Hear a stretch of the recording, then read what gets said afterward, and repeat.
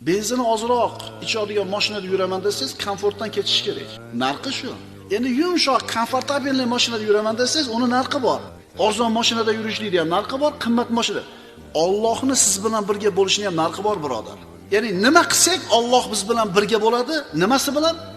Qo'llashi bilan, yordam berishi bilan, nusrati bilan birga bo'ladi. O'zi kofir bilan ham birga ekan Alloh. Ularni kuzatishlik bilan, muroqaba qilish bilan birga. Endi bizga Alloh taoloning nusrati, yordami bo'lishi bilan birga bo'lish uchun bizda nima bo'lish kerak? Diqqat qilib turinglar. Diqqat qilib turinglar. Hozir men aytadigan narsani qilsak, Alloh bizga qo'llovi bilan, madadi bilan, nusrati bilan yaqin bo'ladi. Astagfirullah. Va qolallohu inni ma'akum.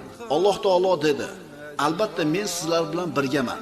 Agar qasamki, agar namozni to'kis ado qilsangiz, zakotni ato qilsangiz, payg'ambarimga iymon keltirib yordam bersangiz va Allohga qarz hasana bersangiz